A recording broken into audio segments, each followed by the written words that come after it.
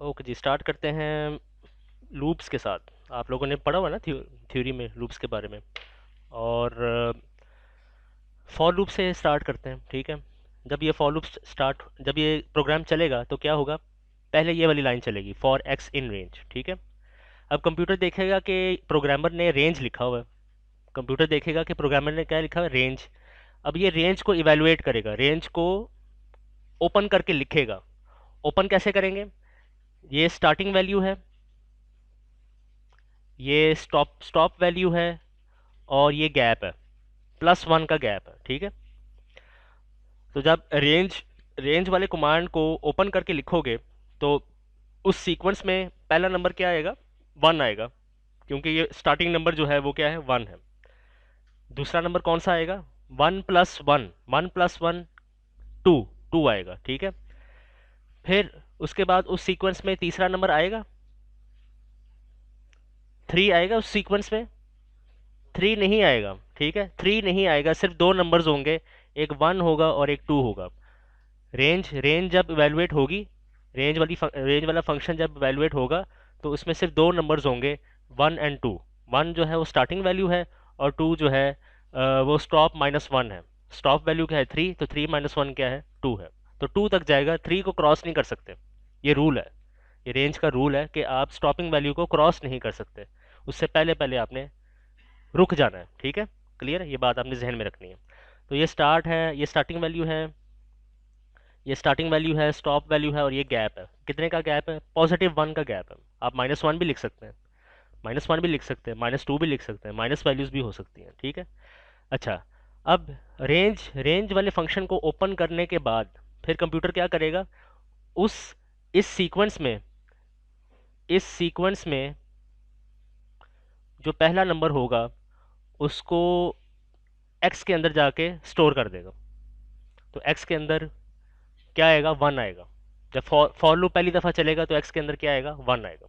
उसके बाद कंप्यूटर जो है वो फॉर लूप की बॉडी के अंदर जाएगा, और फॉर लूप की बॉडी के अंदर क्या लिखा है, प्रिंट एक्स, तो आउटपुट के ऊपर क्या प्रिंट होगा, 1 प्रिंट होगा।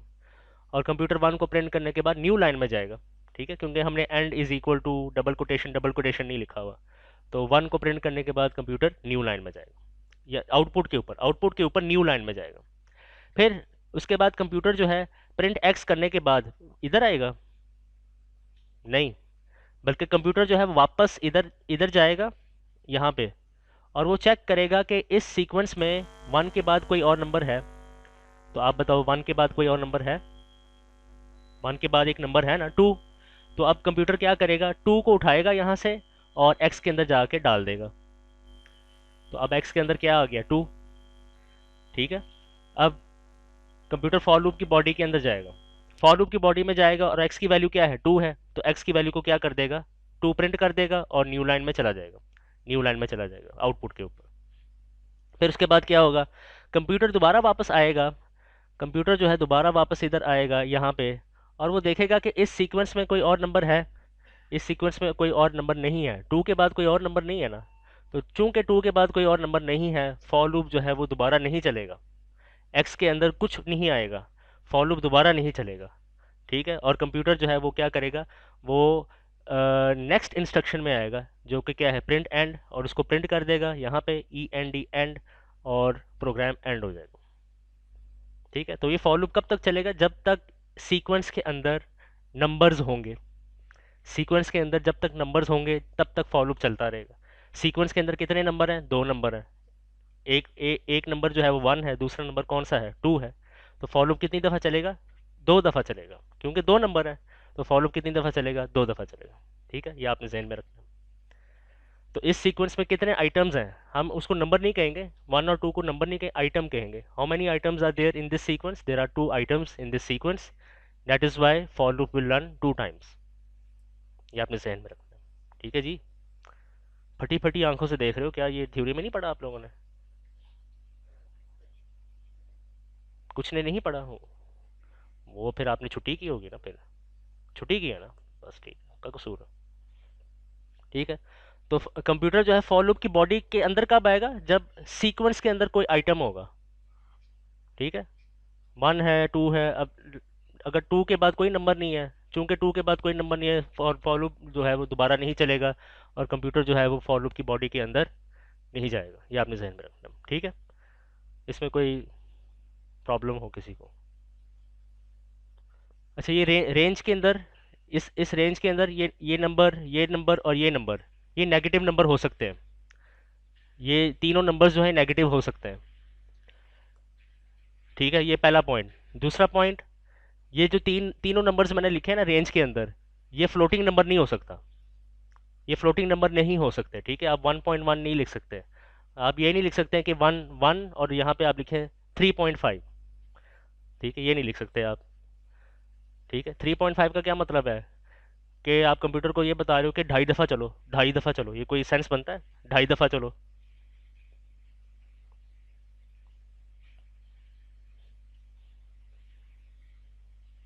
ठीक है। ये ऐसे ही जैसे मैं आपसे, आप लोगों से सवाल करता हूँ कि आप लोगों ने आज दिन में कितनी दफ़ा खाना खाया, तो आप ऊपर से जवाब देते हैं 2.5 दफ़ा हमने खाना खाया, या 3.5 दफ़ा हमने खाना खाया, या 5.5 दफ़ा हमने खाना, या 6.25 दफ़ा हमने खाना खाया। सेंस नहीं बनता ना। तो यहाँ पे भी ऐसे ही है, इंटीजर्स होने चाहिए इसके अंदर, यहाँ पे, ठीक है। अच्छा, तो अब कुछ लोग क्या करते हैं, कुछ लोग रेंज जो है वो इस तरह लिखते हैं, रेंज 5, ठीक है। अगर एक सिंगल नंबर हो, अगर सिंगल नंबर हो तो इसका मतलब वो स्टॉप वैल्यू है, वो स्टॉप वैल्यू है। And by default start value क्या है? नो, ज़ीरो है। और बाय डिफ़ॉल्ट गैप क्या है? +1 है, ठीक है। कंप्यूटर एज्यूम करेगा कि स्टार्ट वैल्यू ज़ीरो है और गैप क्या है? +1। कुछ लोग इस तरह से रेंज लिखते हैं। अच्छा, कुछ लोग जो है वो रेंज इस तरह से भी लिखते हैं, रेंज 1,5। अगर सिर्फ दो नंबर्स कंप्यूटर को नज़र आ जाए तो वो क्या कंसीडर करेगा? पहले नंबर को स्टार्ट वैल्यू कंसीडर करेगा और सेकंड नंबर को स्टॉप वैल्यू कंसीडर करेगा। एंड बाय डिफ़ॉल्ट गैप की वैल्यू क्या होगी? +1। बस आपने ये ध्यान में रखना। तो इन तीनों में से कोई तरीका आप यूज़ कर लें, कोई इशू नहीं है। आप चाहे तो ये वाला तरीका यूज़ कर ले, चाहे ये वाला तरीका यूज़ कर ले, चाहे ये वाला तरीका यूज़ कर ले, कोई इशू नहीं है। कोई भी तरीका जो है आप डाल सकते हैं, ठीक है। परेशान लग रही हो?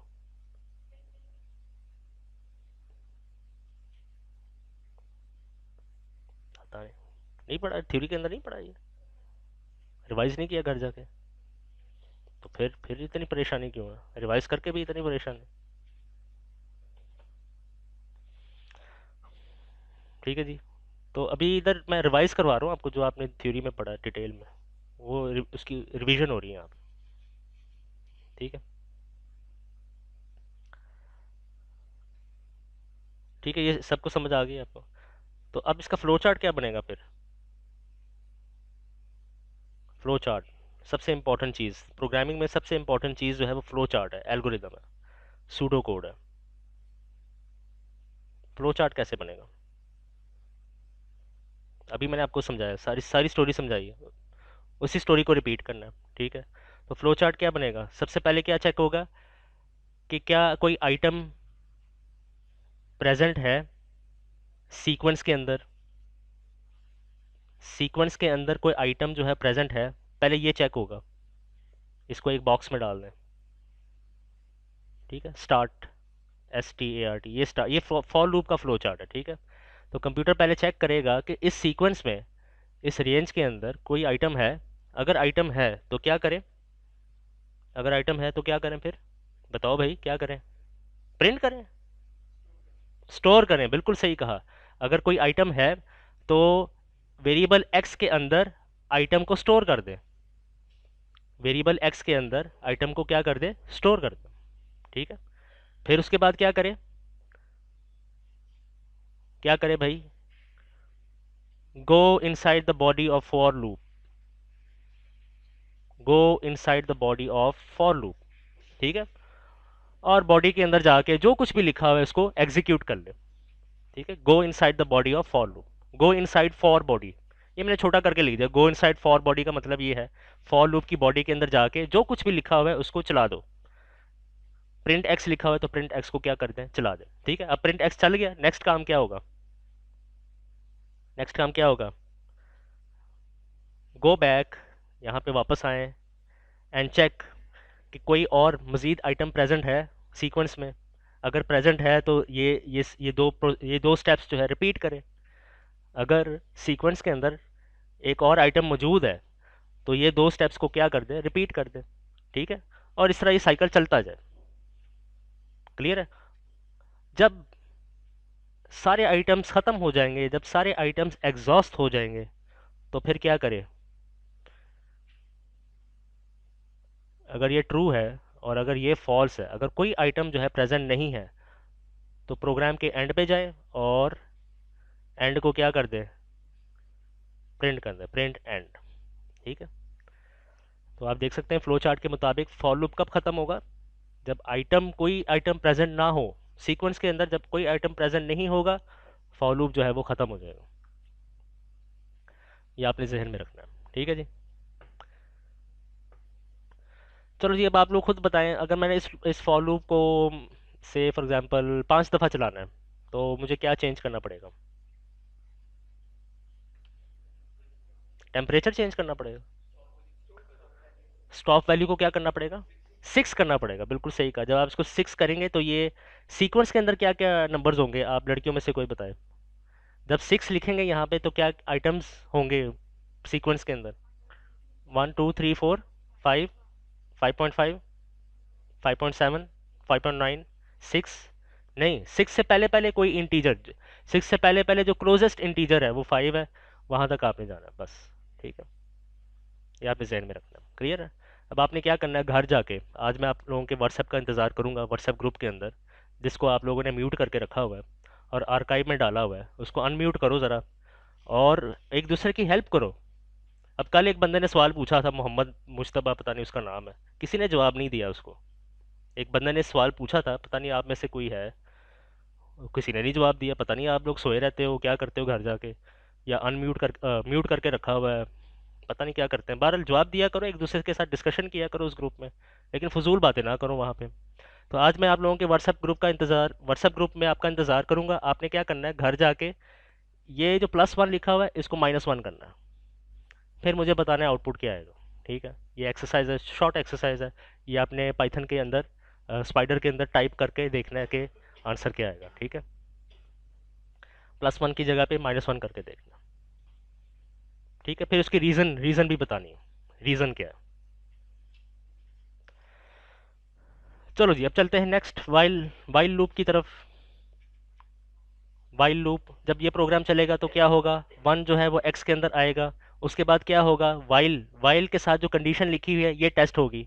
x के अंदर क्या है, 1 है, सो 1 <2 है 1 <2 है कि नहीं?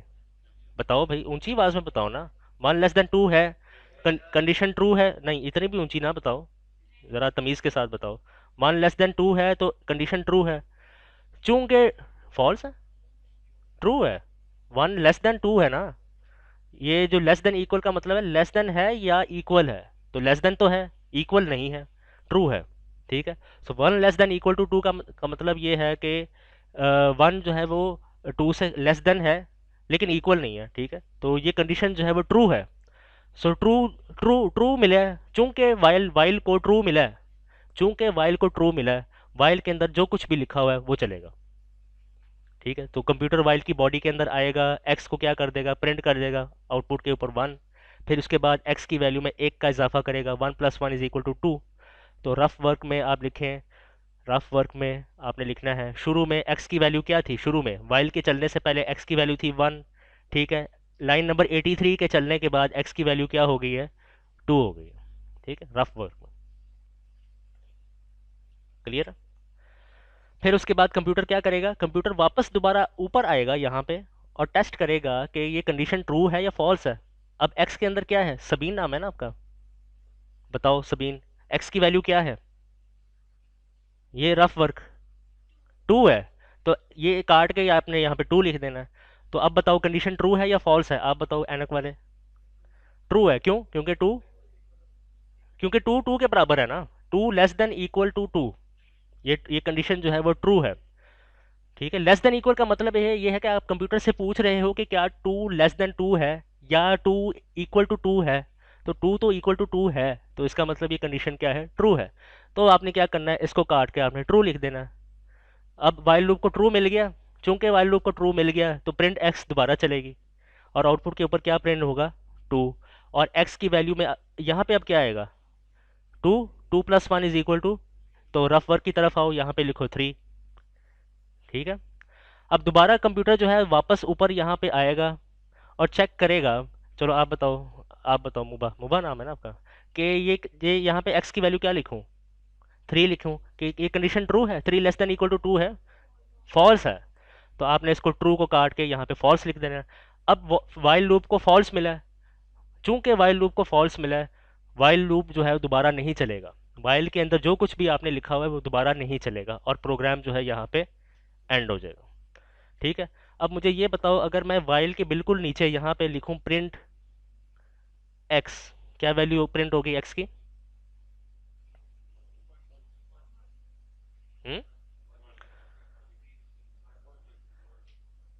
थ्री प्रिंट होगी, थ्री प्रिंट होगी, थ्री, थ्री प्रिंट होगी। इधर आओ जरा रफ वर्क की तरफ, रफ वर्क में क्या लिखा हुआ है आपने, एक्स की वैल्यू थ्री।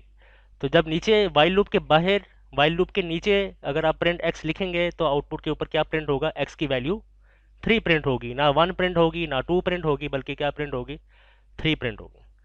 अब अक्सर स्टूडेंट्स क्या कहते हैं, अक्सर स्टूडेंट्स देखते हैं यहाँ पे तो टू लिखा हुआ है तो एक्स की वैल्यू टू होगी। ये गलत है, ये गलत है।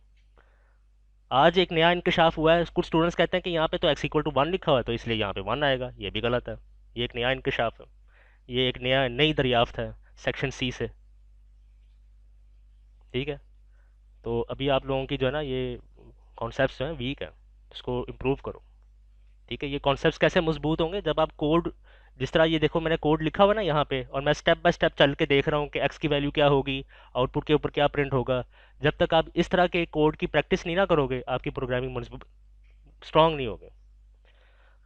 हर लैब मैनुअल में, हर एक्सपेरिमेंट में आखिरी वाला जो क्वेश्चन होता है, determine the output of computer of the program without using computer, ये क्यों देता हूँ, ताकि प्रोग्रामिंग आपकी मजबूत हो जाए, कॉन्सेप्ट्स आपके मजबूत हो जाए। लेकिन आप लोग क्या करते हो, घर जाके कंप्यूटर ऑन करके वहाँ पे टाइप करते हो, आउटपुट निकालते हो, वही आउटपुट जो है पेज के ऊपर लिखते हो, और जब रीज़न पूछी जाती है रीज़न नहीं आती। गलत काम करते हैं आप लोग। ठीक है जी, समझ आ गई अब आपको इस बात की? ठीक है। तो एक्स की वैल्यू क्या प्रिंट हो जाएगी, थ्री प्रिंट हो जाएगा आउटपुट के ऊपर। ठीक है। तो अब इसको अगर आपने नोट डाउन करना, नोट डाउन करें। मैं अभी आपको एक जो है ना डेमोन्स्ट्रेशन दिखाता हूँ यहाँ पे। ये देखें जी, तो कोड क्या था, x is equal to one. ठीक है, x is equal to one है, और फिर क्या लिखा था, वाइल, क्या लिखा था, कंडीशन क्या थी, x, x less than equal to two, print x, और नीचे क्या लिखा है, x is equal to x plus one. ठीक है, ये लिखा हुआ है, x is equal to x plus one. और नीचे यहाँ पे आपने लिखना है, ये यहाँ पे प्रिंट एक्स, प्रिंट एक्स। ठीक है, तो इसको आप रन करेंगे तो आप देखेंगे आउटपुट के ऊपर ये वाला थ्री, ये देखें थ्री आ गया ना। ये वाला थ्री किसकी वजह से है, ये इसकी वजह से है। ठीक है, इसको जूम करते हैं। ठीक है, तो ये वाला थ्री जो है वो इसकी वजह से है। ठीक है। अब आप मुझे ये बताओ, अगर मैं ये वाली लाइन ख़त्म कर दूं, क्या प्रिंट होगा आउटपुट के ऊपर?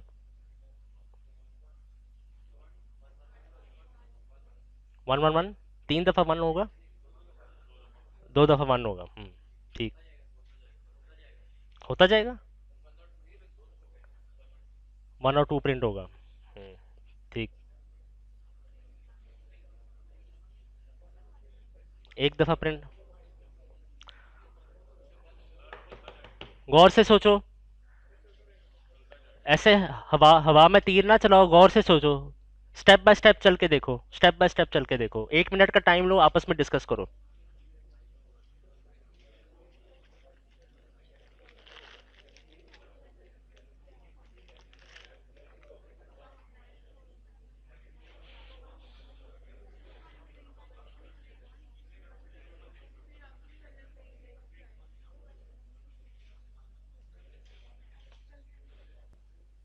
ओके जी, सो इस केस में ये देखें, कंडीशन टेस्ट होगी, one is less than two, x जो है प्रिंट होगा आउटपुट के ऊपर वन। फिर उसके बाद कंप्यूटर दोबारा ऊपर जाएगा और कंडीशन को टेस्ट करेगा, तो एक्स की वैल्यू तो अभी भी वन है, तो one is less than two, condition true, while loop चलेगा। फिर एक्स को प्रिंट करेगा, फिर ऊपर जाएगा, कंडीशन ट्रू, वाइल जो है चलेगा। तो ये वाइल लूप चलता जाएगा, ये वाइल लूप जो है ये चलता जाएगा। ये देखिए जैसे ही मैं प्ले का बटन प्रेस करूंगा तो आप देख सकते हैं कि ये 1 1 1 1 प्रिंट होता जाएगा, होता जाएगा। इनफाइनाइट टाइम्स ये वाइल लूप जो है चलता रहेगा। ठीक है, जब तक लोड शेडिंग नहीं होगी, जब तक आपका कंप्यूटर ख़राब नहीं होगा, जब तक आप कबर में नहीं जाएंगे, तब तक ये चलता रहेगा। ठीक है जी। अब इसको स्टॉप कैसे करेंगे, ये देखें सब लोग, स्टॉप कैसे करें। ये रेड बटन आपको नज़र आ रहा है, रेड बटन, रेड वाला बटन, ये माउस को देखो ना, किसको देख रहे हो आप, इसको देखो, ये रेड वाले बटन को देखो, इसको प्रेस करो और ये देखें कीबोर्ड इंटरप्ट आ गया, वाइल लूप जो है इंटरप्ट हुआ है, ख़त्म हो गया। अब आप कोड को चेंज करके इसको ठीक कर सकते हैं। ठीक है जी। तो ये नोट डाउन करो, वो रेड बटन। एग्ज़ाम के अंदर, टेस्ट के अंदर स्टूडेंट्स जब इसके अंदर फंसते हैं ना, इनफाइनाइट लूप के अंदर फंसते हैं, उनको समझ नहीं आ रहा होता इसमें से निकलें कैसे। तो आपने क्या करना है, ये रेड वाला बटन जो है ये प्रेस करना है, रेड वाला बटन, रेड वाला, ये यहाँ पे एक छोटा सा रेड बटन, शायद आपको ये नज़र ना आ रहा हो इसकी वजह से। स्क्रीन के ऊपर देखेंगे, ये स्क्रीन के ऊपर जब आप देखेंगे ये रेड बटन नज़र आएगा आपको। ठीक है, स्क्रीन के ऊपर ये प्रोजेक्टर थोड़ा सा, इसका कलर जो है थोड़ा सा ख़राब है, तो रेड वाला बटन प्रेस करें तो ठीक हो जाएगा। ठीक है, तो अब मुझे बताओ वाइल लूप कब चलेगा, जब उसको क्या मिलेगा, ट्रू मिलेगा। तो अगर ये देखें सब लोग, अगर मैं यहाँ पे ये लिखूं, अब क्या आउटपुट होगा, अब आउटपुट क्या होगा, 1, एक दफ़ा 1, इनफाइनाइट टाइम्स 1, बिल्कुल सही कहा। ये देखें, इसको भी जब मैं प्ले करता हूँ तो ये देखें इनफाइनाइट टाइम्स 1 जो है वो प्रिंट होता जा रहा है। बात की समझ आ गई आपको। तो ये मास्क वाले आप बताओ, ब्लैक मास्क, इसको बंद कैसे करूँ, ख़त्म कैसे करूँ। रेड बटन जो है इसको प्रेस करें आप। ठीक है, आपने बिल्कुल सही जवाब दिया, ये टॉफ़ी आपकी होगी।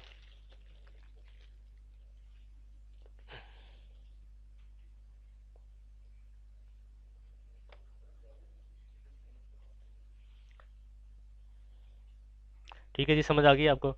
अच्छा, अब आपने याद रखना है ये वाइल के साथ जो कंडीशन आपने लिखी हुई है ना, इसके अंदर आप कंपैरिजन ऑपरेटर्स यूज़ कर सकते हैं, कंपैरिजन कंपैरिजन ऑपरेटर्स यूज़ कर सकते हैं, आप लॉजिकल ऑपरेटर्स भी यूज़ कर सकते हैं, और मैथमेटिकल ऑपरेटर्स भी यूज़ कर सकते हैं। मैथमेटिकल ऑपरेटर्स का मतलब plus, minus, divide, multiply, percentage sign. ठीक है, लॉजिकल ऑपरेटर्स का क्या मतलब है, आप बताओ, एक मिनट, आप बताएं, लॉजिकल ऑपरेटर का क्या मतलब है। चलो भाई, हुरिया बताएं उनको, logical operator, true, false, and और नॉट। ठीक है, ये यूज़ कर सकते हैं। और कंपैरिजन ऑपरेटर, चलो जी आप बताओ, comparison operator, less than, greater than, less than equal, greater than equal, ये सारी चीज़ें आप यूज़ कर सकते हैं कंडीशन के अंदर। ठीक है, ये आपने जहन में रखना है, क्लियर है। हम्म, तो आप कर लो ना, सारी चीज़ें मैंने करके थोड़ी देनी है आपको, आप यूज़ करो। बुलियन बुलियन वैल्यू भी यूज़ कर सकते हैं, वो ये कहना चाह रहे हैं आपके जो क्लास फेलो है, Boolean value true and false, ये भी आप यूज़ कर सकते हैं, Boolean value true and false भी यूज़ कर सकते हैं।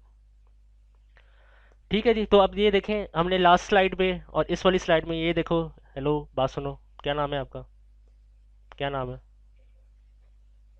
फरवा। अच्छा, इधर बात सुनो, इस वाली स्लाइड में वाइल और पिछली वाली स्लाइड में फॉर, ये क्या है, लूप्स हैं।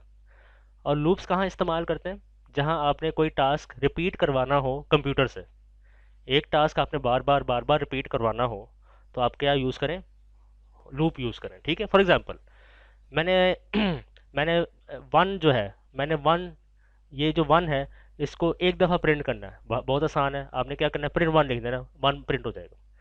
लेकिन अगर मैं आपसे कहूँ कि वन को 5 दफ़ा प्रिंट करो, ठीक है, आप लिखेंगे print one, print one, print one, print one, ये भी हो जाएगा। अगर मैं आपसे कहूँ 50 दफ़ा प्रिंट वन लिखें, ताकि 50 दफ़ा वन जो है प्रिंट हो जाए, फिर आपको थोड़ा सा टाइम लगेगा। अगर मैं आपसे कहूँ कि प्रिंट वन 1000 टाइम्स लिखें, वन को आउटपुट के ऊपर 1000 टाइम्स प्रिंट करें, फिर और डिफ़िकल्टी होगी। अगर मैं आपसे कहूँ 10,000 दफ़ा लिखें, या 1 लाख दफ़ा लिखें, 1 करोड़ दफ़ा लिखें, फिर तो नहीं लिखा जाएगा, क़यामत आ जाएगी, आपसे लिखा नहीं जाएगा। ठीक है, तो ऐसे सिचुएशन में जहां आपने एक टास्क बहुत दफ़ा रिपीट करना हो, ज़्यादा दफ़ा रिपीट करना हो, ह्यूज नंबर ऑफ टाइम्स जो है आपने रिपीट करना हो, तो वहाँ पे आप क्या यूज़ करें, फॉर लूप या वाइल लूप यूज़ करें। ठीक है, अब फॉर में और वाइल में फ़र्क क्या है, ये नेक्स्ट टाइम डिस्कस करेंगे। फॉर और वाइल में फ़र्क क्या है, फॉर कहाँ यूज़ करना चाहिए, वाइल कहाँ यूज़ करना चाहिए, ये आपने थ्योरी में पढ़ लिया है। ठीक है, फॉर कहाँ यूज़ करना चाहिए, वाइल कहाँ यूज़ करना चाहिए, ये इसका जवाब मैं नेक्स्ट टाइम दूंगा आपको। ठीक है जी, समझ आ गई आपको। सो वाइल लूप और फॉर लूप वहाँ यूज़ करना जहाँ आपने टास्क रिपीटेडली एग्जीक्यूट करना हो, कंप्यूटर से करवाना हो कंप्यूटर से। ठीक है, ये आपने जहन में रखना।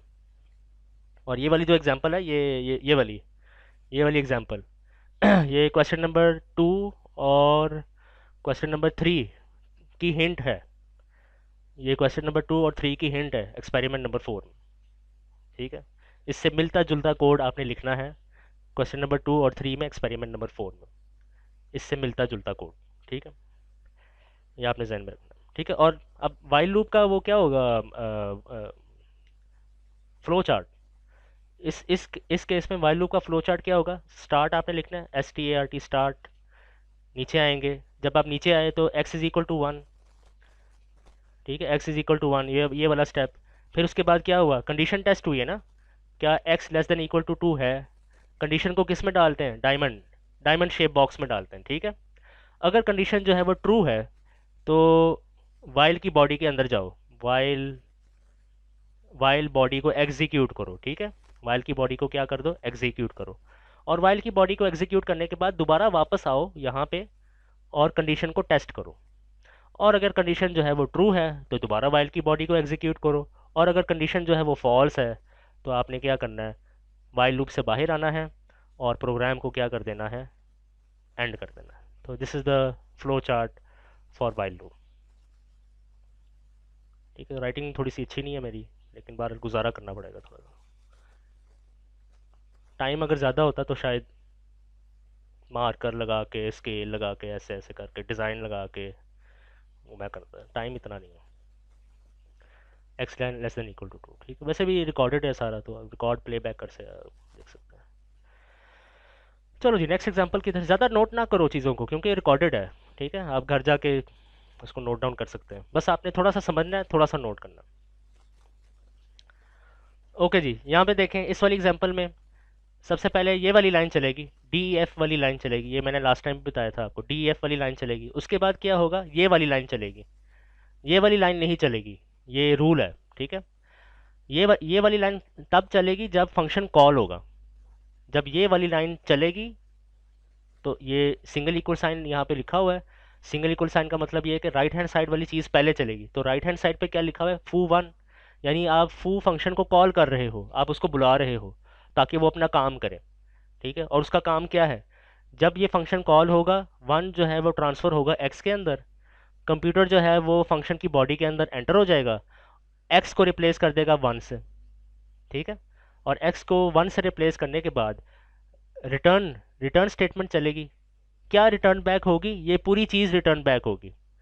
ये पूरी चीज़ जो है ये रिटर्न बैक होगी। ठीक है, इसके अंदर क्या है, ये पूरी चीज़ क्या है, एक ब्रैकेट है, 1 है, कॉमा 2 है, कॉमा 3 है, और एक और ब्रैकेट है। तो ये पूरी की पूरी चीज़ रिटर्न बैक होगी। किसको रिटर्न बैक होगी, नो, इसको रिटर्न बैक होगी, इस शेडेड बॉक्स को रिटर्न बैक होगी। यानी फू, आपने इमेजिन करना है कि यहाँ पे अब foo1 नहीं लिखा हुआ, बल्कि क्या लिखा हुआ है, W/Z इज इक्वल टू 1, 2, 3। ये आपने इमेजिन करना है। ठीक है, बार बार एक ही बात बता रहा हूँ, जब कोई चीज़ रिटर्न बैक होती है तो ये वो उस चीज़ को रिटर्न बैक होती है जिसने उसको बुलाया है। तो foo1 ने बुलाया ना उसको, रिटर्न स्टेटमेंट को। तो रिटर्न के आगे जो कुछ भी आपने लिखा होगा वो foo1 को रिटर्न बैक होगा। तो आपने इमेजिन करना है कि foo1 की जगह पे क्या लिखा हुआ है, ब्रैकेट 1, 2, 3 ब्रैकेट। ठीक है, अब उसके बाद कौन सी लाइन चलेगी, अब उसके बाद ये वाली लाइन कंप्लीटली चलेगी। ठीक है, पहले राइट हैंड साइड वाली चीज़ चली थी ना, अब राइट हैंड साइड वाली चीज़ के चलने के बाद अब क्या होगा, जो राइट हैंड साइड वाली जो वैल्यूज़ हैं वो अब स्टोर होंगी लेफ्ट हैंड साइड वाले वेरिएबल्स के अंदर। तो 1 will be stored in W, 2 will be stored in Y, and 3 will be stored in z। तो जब आप प्रिंट लिखेंगे प्रिंट w/z, आउटपुट के ऊपर क्या प्रिंट होगा? 1 2 3 प्रिंट, सिर्फ 1 2 और 3 प्रिंट होगा, ब्रैकेट नहीं प्रिंट होगा और कॉमा भी प्रिंट नहीं होगा, सिर्फ 1 2 और 3 आउटपुट के ऊपर प्रिंट होगा। ठीक है, क्योंकि w के अंदर हमने ब्रैकेट नहीं स्टोर किया, w के अंदर हमने 1 स्टोर किया। ऊपर से ब्रैकेट और कॉमा भी आया, लेकिन w के अंदर 1, y के अंदर 2 और z के अंदर 3 ही स्टोर हुआ है, ब्रैकेट कॉमा स्टोर नहीं हुआ। ठीक है, ये बात आपने ध्यान में रखना है। ठीक है, तो इस एग्जांपल से मैं क्या बताने की कोशिश कर रहा हूँ, मैं आपको ये बताने की कोशिश कर रहा हूँ कि आप मल्टीपल वैल्यूज़ रिटर्न बैक कर सकते हैं सिंगल रिटर्न स्टेटमेंट यूज़ करके। पिछले वीक हमने क्या देखा था, हमने सिंगल वैल्यू रिटर्न बैक की थी। हमने लिखा रिटर्न 1+1, 1+1 2 है ना, 2 एक सिंगल वैल्यू है। फिर हमने लिखा रिटर्न डबल कोटेशन ए जो है एक सिंगल वो है आइटम है। ठीक है, फिर हमने लिखा return double quotation A B C एक स्ट्रिंग है, एक स्ट्रिंग है, एक चीज़ है। ए बी सी में 3 कैरेक्टर्स हैं, लेकिन इसको एक चीज़ मानी जाएगी। तो हमने एक स्ट्रिंग रिटर्न बैक किया। ठीक है, और इस आज वाली एग्जांपल में हम क्या कर रहे हैं, मल्टीपल चीज़ें रिटर्न बैक कर रहे हैं।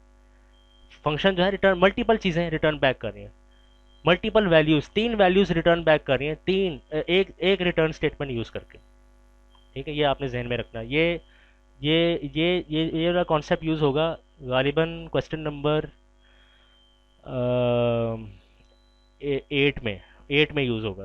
क्वेश्चन नंबर 7 या 8 में मैं आपको कंफर्म करके बता दूंगा, एक्सपेरिमेंट नंबर 4। ये आपने जहन में रखना। ठीक है,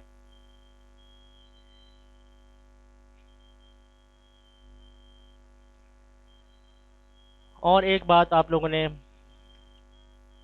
अच्छी तरह अपने जहनों में बिठानी है, वो ये है कि ये जो फंक्शन डेफिनेशन है, ये जो ये जो पूरा बॉक्स है ना, ये पूरा बॉक्स जिसको मैंने हाईलाइट किया, ये बॉक्स, ये हमेशा कोड के टॉप पे होना चाहिए, इसके ऊपर कुछ ना हो। ठीक है, इस फंक्शन डेफिनेशन के ऊपर कुछ भी ना हो, ये बस आपने जहन में रखना। ठीक है, ये हमेशा अकेला हो, किसी लूप के अंदर ना हो, हमेशा अकेला हो और टॉप पे हो। हाँ, एक एक एक एक काम हो सकता है, इसके ऊपर एक और फंक्शन डेफिनेशन हो सकती है, वो कोई इशू नहीं है। इसके ऊपर एक और फंक्शन डेफिनेशन हो सकती है, डिफाइन से foo1 y return x y return y. ठीक है, एक और फंक्शन डेफिनेशन हो सकती है, लेकिन सारे जितने भी फंक्शन डेफिनेशन हो वो टॉप पे हो। ये आपने जहन में रखना है, सारे फंक्शन डेफिनेशन टॉप पे हो और अकेले हो, ये आपने जहन में रखना है। ठीक है, ये रूल जो है ये आपने जहन में रखना। चलो जी, अब फिर ये बताओ इस केस में क्या हो रहा है। चलो जी, ये वाली लाइन चलेगी सबसे पहले। ठीक है, फिर उसके बाद क्या होगा, ये वाली लाइन चलेगी, ये वाली लाइन चलेगी नहीं। क्यों नहीं चलेगी? क्योंकि आपने फंक्शन को कॉल ही नहीं किया। जब तक आप फंक्शन को कॉल नहीं करोगे वो फंक्शन नहीं चलेगा। तो फंक्शन कहाँ पे कॉल हो रहा है, यहाँ पे।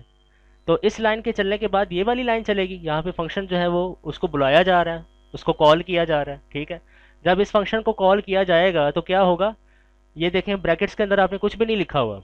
ठीक है, कुछ भी नहीं लिखा, कोई मसला नहीं, कोई इशू नहीं है, प्रोग्राम सही चलेगा। ठीक है, कंप्यूटर क्या करेगा, दोबारा वापस इधर ऊपर जाएगा। ठीक है, और फंक्शन के अंदर आएगा, 1 को स्टोर कर देगा एक्स के अंदर, यहाँ पे 1 प्लेस कर देगा, 1 को 1 के साथ ऐड करेगा और आउटपुट के ऊपर प्रिंट कर देगा 2 को। ठीक है, और फिर उसके बाद कंप्यूटर जो है फंक्शन से बाहर आ जाएगा। और आपको पता है कि अगर आप रिटर्न ना लिखें, अगर आप रिटर्न ना लिखें तो तो कंप्यूटर क्या अज्यूम करता है, क्या रिटर्न बैक हो रहा है, नन रिटर्न बैक हो रहा है, NONE, capital NONE return back हो रहा है। किसको रिटर्न बैक होगा, नन। फू को रिटर्न बैक होगा, बिल्कुल सही कहा, इसको रिटर्न बैक होगा नन। ठीक है, अब भाई आपने एक छोटा सा काम करना है, घर जाके आपने क्या करना है, ये इसकी जगह पे आपने लिखना है प्रिंट FOO फू। ठीक है, फिर आपने इसका जवाब बताना क्या है। ठीक है, घर जाके व्हाट्सएप के ऊपर मैं आपका इंतज़ार करूँगा और आपने इसका जवाब बताना। ठीक है, तो इस एग्जांपल से क्या बताना चाह रहा हूँ, ये बताना चाह रहा हूँ कि फंक्शन कॉल के अंदर आर्गुमेंट्स ना भी लिखें कोई मसला नहीं है, फंक्शन कॉल हो जाएगा। जबकि पिछले हफ्ते वाली एग्जांपल में हमने देखा था कि हमने फंक्शन के अंदर दो दो आर्गुमेंट्स लिखे थे ना, 1, 2। ठीक है, तो ब्रैकेट्स के अंदर आप चाहें कुछ भी ना लिखें, कोई मसला नहीं। अगर आप चाहें तो आर्गुमेंट्स जितने मर्जी आर्गुमेंट्स दे दें, कोई इशू नहीं है, कोई मसला नहीं है। लेकिन फिर उस केस में आपने जहन में रखना है कि नंबर ऑफ आर्गुमेंट्स यहाँ पे और नंबर ऑफ आर्गुमेंट्स यहाँ पे बराबर होने चाहिए। ठीक है, ये इस बात का आपने खास ख्याल रखना है। ठीक है जी। तो फंक्शन लिखने का दूसरा तरीका जो है वो ये है। तो इस केस में फंक्शन क्या कर रहा है, सिर्फ दो नंबर्स को ऐड कर रहा है और आउटपुट के ऊपर सम को प्रिंट कर रहा है। वन को वन के साथ ऐड कर रहा है और आउटपुट के ऊपर क्या कर रहा है, सम, जो वन और वन का सम है उसको प्रिंट कर रहा है। टू टू टू को प्रिंट कर रहा है आउटपुट के, बस, और कोई काम नहीं। चलो जी, अब ये बताएं यहाँ पे क्या होगा। वन जो है वो एक्स के अंदर जाएगा, टू जो है वाई के अंदर जाएगा। ठीक है, फिर जब ये वाली लाइन चलेगी फिर क्या होगा, इसको अभी फिलहाल भूल जाओ, एफ सिंगल कोटेशन मार्क और ये जो कोटेशन मार्क है इसको फिलहाल भूल जाए। उसके बाद कंप्यूटर क्या करेगा, ये वैल्यू ऑफ एक्स इज ये प्रिंट कर देगा आउटपुट के ऊपर। वैल्यू ऑफ एक्स इज ये आउटपुट के ऊपर प्रिंट हो जाएगा विद स्पेस। अब ये देखें, कर्ली ब्रैकेट एक्स लिखा हुआ है। कर्ली ब्रैकेट एक्स का मतलब ये है कि आप कंप्यूटर को बता रहे हो कि एक्स के अंदर जो वैल्यू है उसको प्रिंट कर दो। तो एक्स के अंदर क्या वैल्यू है, वन, तो आउटपुट के ऊपर क्या आएगा, वन। फिर उसके बाद एंड प्रिंट होगा विद स्पेस। फिर स्पेस, ये वाली स्पेस भी प्रिंट होगी और ये देखिए बैक स्लैश आ गया बीच में। अब कंप्यूटर क्या करेगा, न्यू लाइन में जाएगा। तो कंप्यूटर न्यू लाइन में जाके value value value of y is, ये स्पेस और ये देखें कर्ली ब्रैकेट में वाई लिखा हुआ है। इसका क्या मतलब है, वाई की वैल्यू को प्रिंट करें, टू, बिल्कुल सही कहा, value of y is two. ये टू को प्रिंट कर दिया। ठीक है, अब उसके बाद क्या होगा, end is equal to double quotation लिखा हुआ है। तो इसका मतलब ये है कि कंप्यूटर उसी लाइन पे रहेगा, कंप्यूटर सेकंड लाइन पे इसी लाइन पे रहेगा। और नेक्स्ट लाइन पे देखो क्या लिखा हुआ है, स्पेस ए बी। तो उसी लाइन पे रहते हुए स्पेस ए और बी को प्रिंट कर देगा। ठीक है जी, क्लियर है। अब ये जो एफ सिंगल कोटेशन मार्क, एक कोटेशन मार्क इधर है, एक कोटेशन मार्क इधर है, एफ सिंगल कोटेशन, इसको कहते हैं एफ स्ट्रिंग, इसको कहते हैं एफ स्ट्रिंग। तो एफ स्ट्रिंग की मदद से आप स्ट्रिंग एंड वेरिएबल्स को प्रिंट कर सकते हैं। ठीक है, एफ स्ट्रिंग की मदद से आप स्ट्रिंग और वेरिएबल को बाआसानी प्रिंट कर सकते हैं। बाआसानी क्यों कह रहा हूँ, क्योंकि याद करो वीक वन में मैंने आपको क्या बताया था, स्ट्रिंग और वेरिएबल को इकट्ठे प्रिंट करने का क्या तरीका है। आप लिखते थे the value of x is, double quotation, फिर कॉमा लगाते थे, फिर एक्स लगाते थे। ठीक है, फिर अगर कोई और स्ट्रिंग होती, कॉमा लगा के स्ट्रिंग लिखते थे, फिर वाई लिखते थे। तो ये थोड़ा सा मुश्किल काम है, डबल कोटेशन का ख्याल रखना पड़ रहा था, कॉमे का भी ख्याल रखना पड़ रहा था, ये ज़्यादा मुश्किल है। ठीक है, जबकि एफ स्ट्रिंग जो है आसान है, बस एक दफ़ा आपने सिंगल कोटेशन लिखना है और बीच में जो मर्जी लिख लें आप। ठीक है, बीच में जो मर्जी लिख लें। ठीक है, तो एफ स्ट्रिंग के अंदर सबसे इंपॉर्टेंट जो बात है वो ये है कि वैल्यू, अगर वेरिएबल की वैल्यू प्रिंट करनी हो तो आपने कर्ली ब्रैकेट यूज़ करना है और कर्ली ब्रैकेट के अंदर वेरिएबल का नाम होना चाहिए, वेरिएबल का नाम होना चाहिए, बस ये आपने जहन में रखना है। ठीक है, नेक्स्ट वीक इंशाल्लाह इसका एक बहुत पावरफुल यूज़ मैं आपको बताऊंगा, एफ स्ट्रिंग का एक बहुत पावरफुल यूज़ है, नेक्स्ट वीक बताऊंगा आपको। ठीक है, तो अब आज आज के बाद आप एफ स्ट्रिंग, मेरा मशवरा ये कि आप लोग एफ स्ट्रिंग यूज़ करें। लेकिन आपकी मर्ज़ी है, अगर आपको ये आसान लगता है ये यूज़ कर लो, आपको ये आसान लगता है ये यूज़ कर लो, आपकी मर्ज़ी, कोई प्रॉब्लम नहीं है। ठीक है,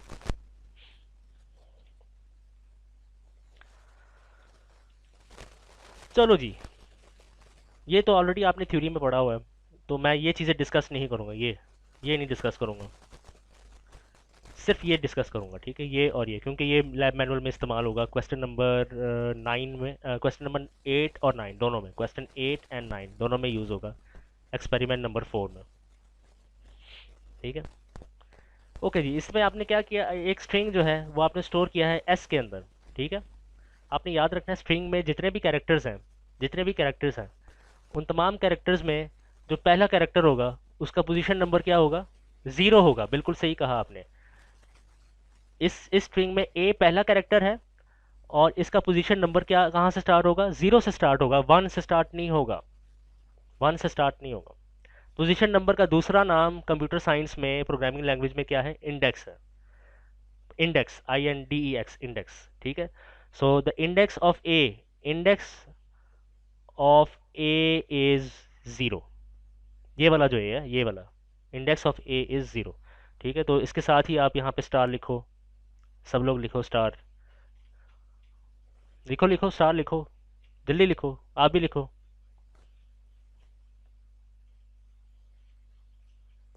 स्टार लिख लिया? अब स्टार के आगे आप लिखो कि इस कॉन्सेप्ट की वजह से, इस कॉन्सेप्ट की वजह से, लिखो लिखो जल्दी लिखो, इस कॉन्सेप्ट की वजह से मैं जहन्नुम के सबसे निचले दर्जे में, लिखो लिखो लिखो, जहन्नुम के सबसे निचले दर्जे में, लिखो लिखो जल्दी लिखो, बुरी तरह जलूंगा, बुरी तरह जलूंगा, बुरी तरह जलूंगी, लिखो लिखो शाबाश लिखो। ये गलती करोगे आप टेस्ट में, पक्की बात है, इसलिए मैं ये लिखवा रहा हूँ। इस कॉन्सेप्ट को सही तरह से ना समझने की वजह से मैं जहन्नुम के सबसे निचले दर्जे, पहले दर्जे में नहीं, सबसे निचले दर्जे में सिर्फ जलूंगा नहीं, बुरी तरह जलूंगा, बुरी तरह जलूंगा, बुरी तरह जलूंगे। ये याद रख लो, और ये करोगे, ये गलती करोगे, तारीख गवाह है, जो जो कुछ मैंने लिखवाया ना रजिस्टर के ऊपर, वही सच साबित होता रहा है। जब आप टेबल के ऊपर जाके बैठते हो, जो गलती मैंने यहाँ पे लिखवाई है वही गलती आप वहाँ पे रिपीट करते हो, वही सेम। ठीक है। इस साल भी वही हुआ है, पिछले साल भी वही हुआ है, उससे पिछले साल भी वही हुआ। तो स्टूडेंट्स जो है ये गलती रिपीट करते हैं। ठीक है जी, समझ आ गई आपको? चलो जी, अब मुझे ये बताओ, जब ये वाली लाइन चलेगी, print S bracket 3, S bracket 3 का मतलब ये है कि आप कंप्यूटर को ये बता रहे हो कि पोजीशन नंबर 3 के ऊपर जो कैरेक्टर है उसको आउटपुट के ऊपर प्रिंट कर दो। ठीक है। तो ब्लैक टोपी वाले, नाइकी की टोपी आपने पहनी हुई है, ये चाइना की है, ओरिजिनल है, चाइना की है। तो अब मुझे ये बताओ, जब पोजीशन नंबर 3, जब ये वाली लाइन चलेगी, आउटपुट के ऊपर क्या प्रिंट होगा? क्या प्रिंट होगा? हाँ, मुझे नहीं पता, मैंने अभी बताया पोजीशन नंबर 3 के ऊपर क्या प्रिंट होगा? डी प्रिंट होगा, बिल्कुल सही कहा, क्योंकि ये देखिए बी किस पोजीशन पे है? 1, सी किस पे है? 2, और डी किसके ऊपर है? पोजीशन नंबर 3 पे है। ठीक है, तो ये टॉफ़ी भी आपकी हो गई। ये तो ओरिजिनल है भाई, पाकिस्तान, मेड इन पाकिस्तान। ये मेड इन पाकिस्तान ही है ना? पाकिस्तान में। इसकी एक्सपायरी जो है 2023 है। ठीक है जी। तो आउटपुट के ऊपर क्या प्रिंट होगा? सी, सिर्फ सी प्रिंट होगा। हाँ, डी होगा, डी, सिर्फ डी प्रिंट होगा। ठीक। अच्छा, अगर मैं यहाँ पे लिखूँ प्रिंट, चलो जी इसका जवाब बताओ क्या आएगा?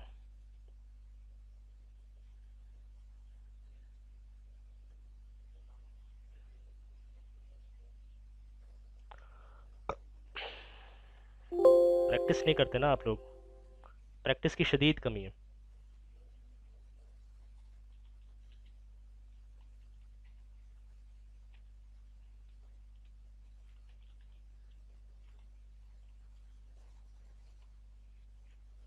अच्छा, इसका आउटपुट आप लोगों ने बताया डी, इसका आउटपुट आप लोगों ने बताया डी, इसका आउटपुट नहीं बताया आपने।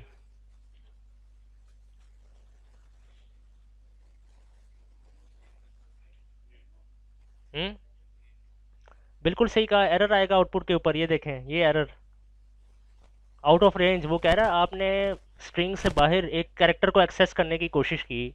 ठीक है, क्योंकि ये देखें ना, ई के बाद तो कोई और कैरेक्टर है ही नहीं, ई के बाद पांचवें पोजीशन पे तो कोई कैरेक्टर है ही नहीं, तो इसलिए उसने ये एरर दे दिया कि आप आउट ऑफ रेंज चले गए हैं, आप स्ट्रिंग की रेंज से बाहर निकल गए हैं। सो आउटपुट के ऊपर क्या आएगा? ना, ना एम्प्टी आएगा, ना स्पेस आएगी, ना ज़ीरो आएगा, बल्कि एरर आएगा आउटपुट के ऊपर। तो अब आपने क्या करना है, अपने नोट्स के ऊपर, अपने गंदे से नोट्स के ऊपर आपने क्या करना है कि आपने, जाहिर सी बात है, गंदे तरीके से नोट्स, आप नोट्स बना रहे हैं ऐसे ऐसे करके, लाइन लाइन लून ड्रॉ करके। ठीक है, अब ये पिछले हफ्ते एफएससी के पेपर पे वो जो स्टूडेंट ने क्या किया है, गाना, पूरा गाना लिख के आ गया। तो अभी आपने क्या करना है, गाना लिख के आ गया था ना, सिंध बोर्ड में, सिंध बोध का वो स्टूडेंट था, गाना लिख के आ गया था। ओके जी, तो ये देखें S5।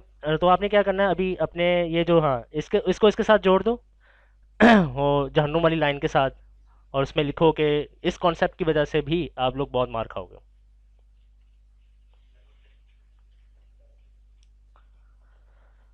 इसमें बहुत फंसोगे, मैं आपको बता रहा हूँ। ये वाला जो कॉन्सेप्ट दिया ना S5 वाला, जिसमें आप आउट ऑफ रेंज आ रहे हैं, मिड टर्म एग्जाम के बाद लिखो, मिड टर्म एग्जाम के बाद, मिड टर्म एग्जाम के बाद,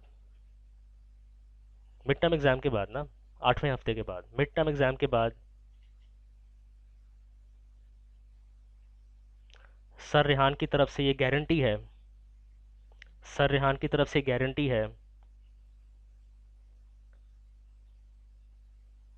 कि हम इस क्वेश्चन में, इससे रिलेटेड क्वेश्चंस में बुरी तरह फंसेंगे। लिखो, लिखो भाई, ये ज़रूर लिखो आप।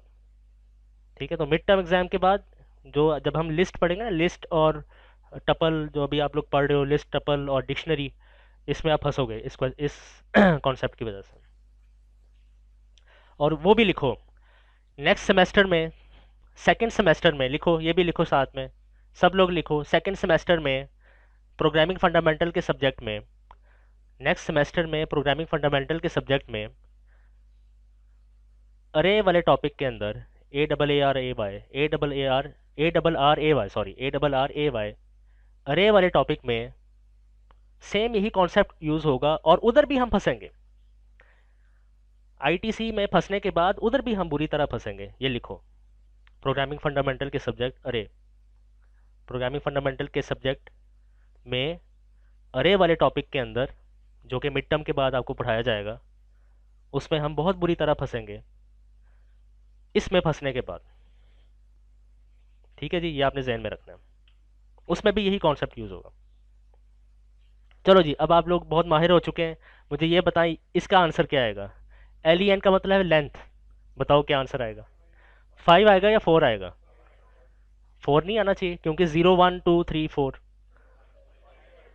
ये वाला 4, ये वाला। जी बिल्कुल सही कहा आपने, याद रखना है यहाँ पे इस केस में 5 आएगा। लेंथ का मतलब है कितने कैरेक्टर्स हैं स्ट्रिंग के अंदर, तो कितने हैं, 1 2 3 4 5, 5 कैरेक्टर्स हैं, तो आंसर क्या आएगा, 5 आएगा। आपने ये जहन में रखना। ठीक है जी, क्लियर है। ओहो,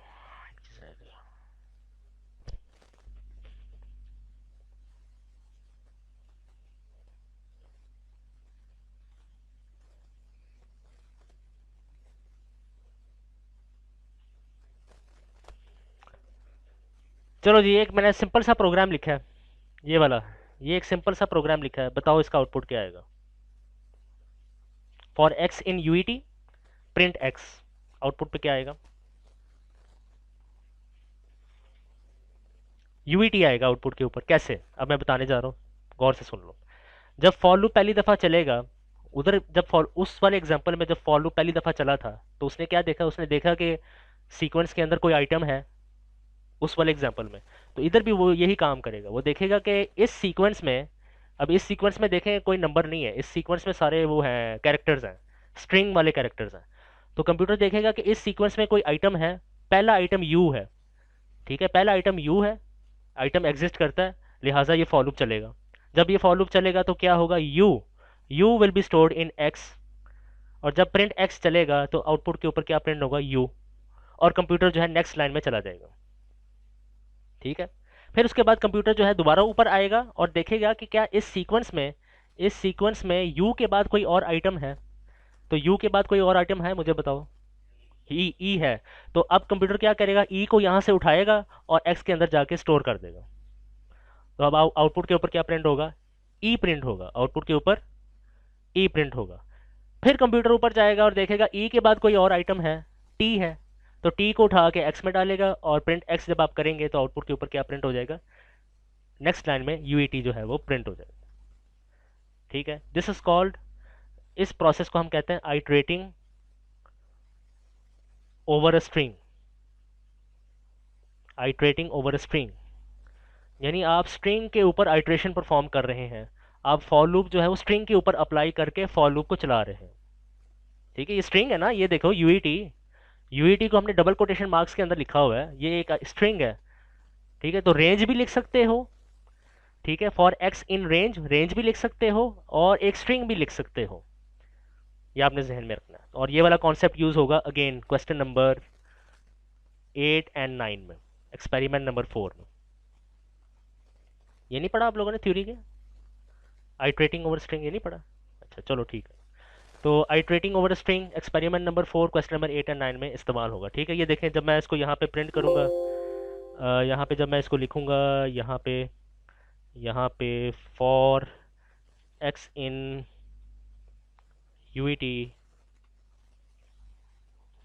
प्रिंट एक्स, ठीक है, ये यूईटी प्रिंट हो गया, वहाँ पे यूईटी प्रिंट हो गया। ठीक है जी, क्लियर है? कोई इशू हो इसके अंदर? अच्छा,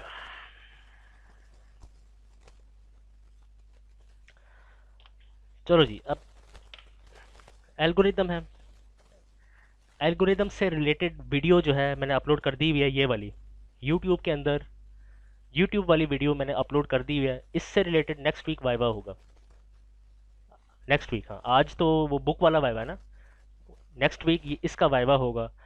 ये ऑलरेडी अपलोडेड है, आपने घर जाके उसको गो थ्रू करना है, अच्छे तरीके से गो थ्रू करना है। इसमें मैंने क्या बताया, मैंने इसमें ये बताया कि आपने जब आपके सामने क्वेश्चन आ जाए, पाइथन का कोई क्वेश्चन आ जाए, उसको पढ़ने के बाद प्रोग्राम को स्टार्ट कैसे करते हैं। 90% स्टूडेंट्स को ये मसला है कि जब क्वेश्चन आता है उनको समझ नहीं आती कि हम स्टार्ट कैसे करें। तो इस वाली वीडियो में मैंने ये बताया कि आपने स्टार्ट कैसे करना है और इख्तिताम तक प्रोग्राम को कैसे लेके जाना है। तो 40 मिनट की वीडियो है। अगर आपको ये वीडियो बहुत लंबी महसूस होती है तो आप ये यहाँ पे सेटिंग्स में जाके ना, यहाँ पे